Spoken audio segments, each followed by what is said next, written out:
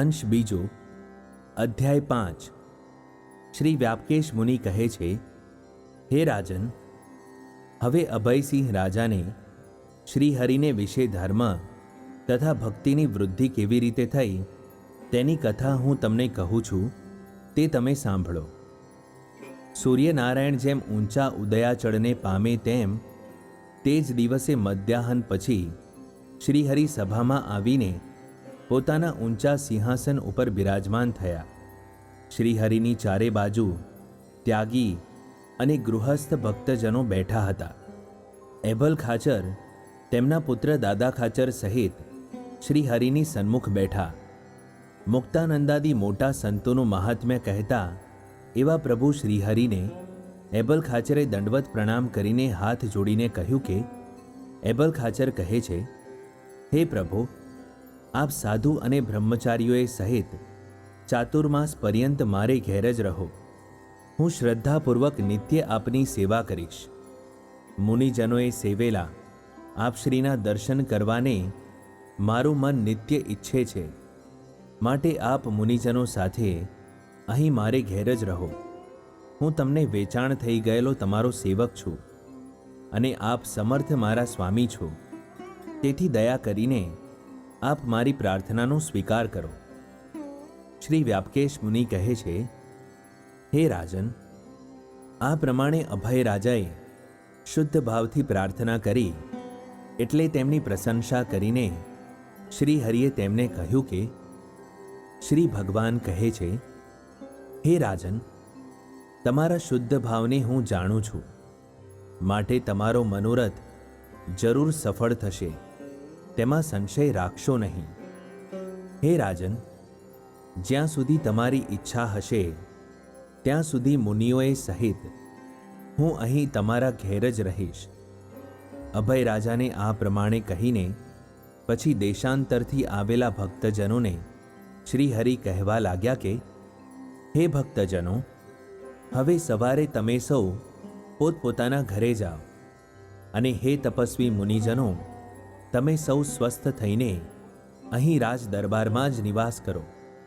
શ્રી વ્યાપકેશ મુનિ કહે છે, હે રાજન, શ્રીહરિએ આ પ્રમાણે આજ્ઞા આપી, તેથી બીજે દિવસે પ્રભાતે દેશાંતરથી આવેલા ભક્તજનો મુનિઓને તથા શ્રીહરિને પ્રણામ કરીને સૌ પોતપોતાને ગામ જવા નીકળ્યા। પછી ધર્મનંદન શ્રીહરિએ મુક્તાનંદાદી સંતોને કહ્યું કે, હે સંતો, જેવી અંબરીશ રાજાને કૃષ્ણને વિશે ભક્તિ હતી તેવી જ આ અભય રાજાને મારે વિશે દ્રઢ ભક્તિ છે, અને તેમને મારા સંબંધી સેવા કાર્યોમાં શ્રદ્ધા પણ ખૂબ છે। વળી તે સમર્થ રાજાએ મન, કામ અને લોભને વશ કર્યા છે, અને તે દાની પણ છે। વળી તે નિર્માની છે, ધૈર્યવાન છે, સત્યવાદી છે, મત્સર રહિત છે, જીવ ઈશ્વરના સ્વરૂપોના જ્ઞાનવાળા છે, સત્પુરુષોનું સન્માન કરનારા છે, વૈરાગ્યવાન છે।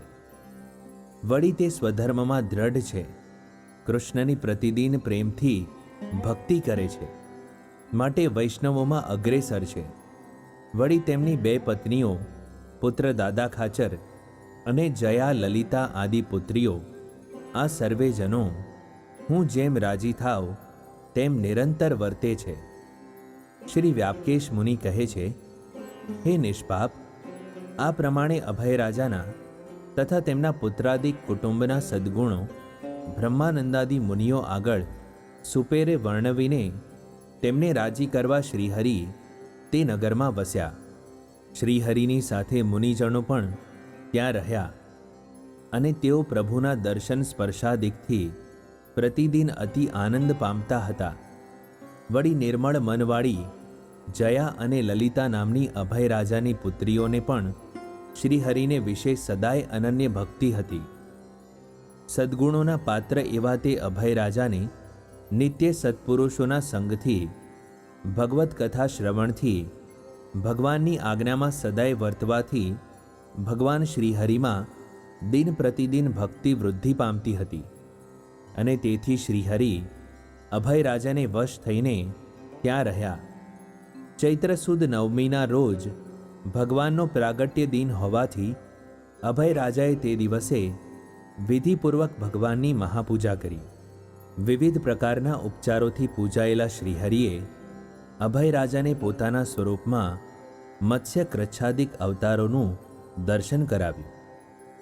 નવીન મેઘ સમાન શ્યામ, પીતાંબરધારી, કિશોર મૂર્તિ, મનોહર, કર્ણમાં કુંડળ ધારણ કરેલા, મુગટધારી, બાજુબંધ અને કડાથી મનોહર ભુજાઓવાળા, ચારે હસ્તમાં શંખ, ચક્ર, ગદા અને પદ્મધારી રહેલા, હૃદયમાં શ્રીવત્સ ચિહ્નવાળા, ખૂબ પુણ્યશાળી ભક્તોએ અર્પણ કરેલ તુલસી મિશ્રિત પુષ્પની માળાઓ માથાથી પગ સુધી ધારણ કરી રહેલા, ચંદ્રની કાંતિ સમાન નિર્મળ હાસ્યયુક્ત, કરોડો સૂર્યના તેજથી પણ અધિક પ્રકાશમાન અને પોતાના ઘણા સેવકો વડે પ્રેમથી સેવન કરાતા અવતારોને દેખાડ્યા.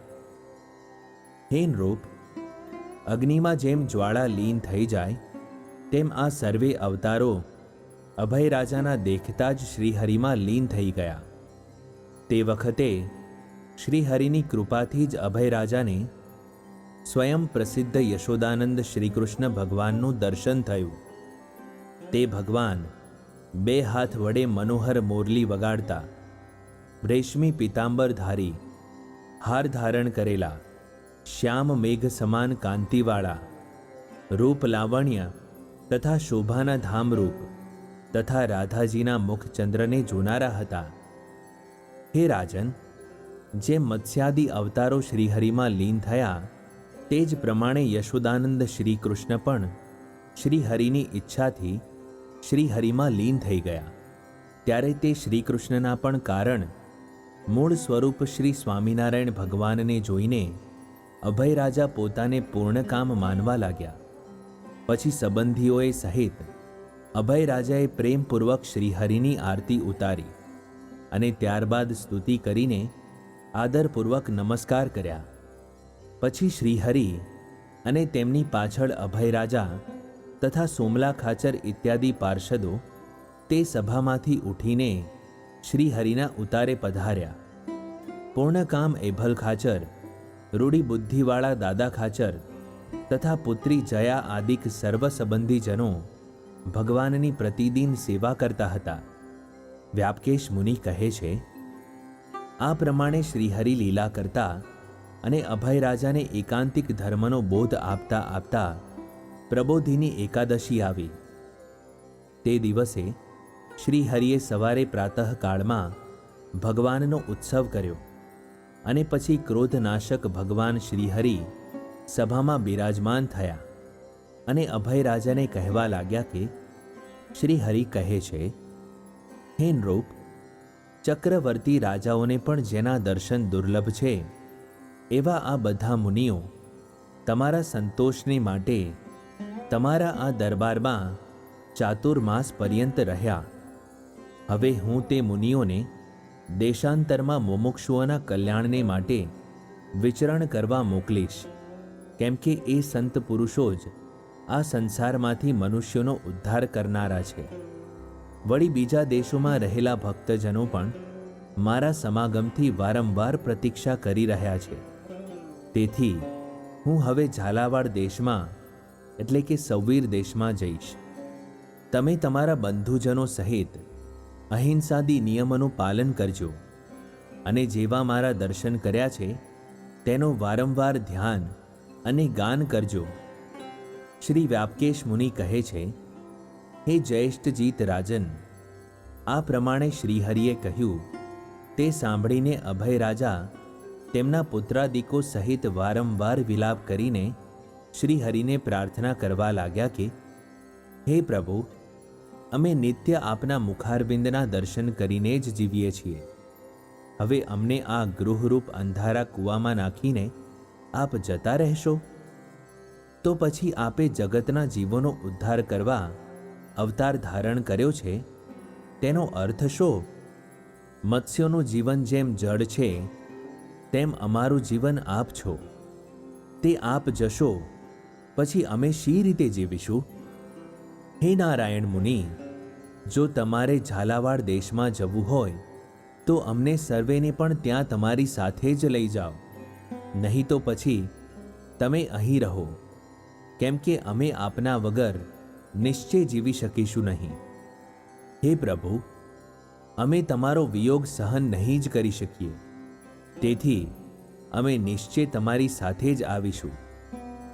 મારે આ રાજ્યની ચિંતા નથી, કેમ કે તે તો મેં આપને અર્પણ કરેલું છે, અને અન્ન વસ્ત્રાદિ તો અમે જ્યાં જઈશું ત્યાં તમે આપશો જ, કેમ કે તમે તો અનંત બ્રહ્માંડોનું પોષણ કરનારા છો.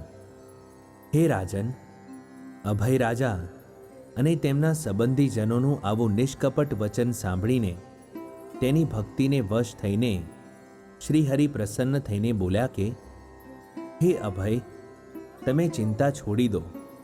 તમારી ભક્તિથી તમે મને વશ કર્યો છે, અને તમારા એકાંતિક ધર્મથી હું પ્રસન્ન થયો છું, અને તેથી તમારા આ દરબારમાં હું નિશ્ચય જ નિરંતર નિવાસ કરીશ.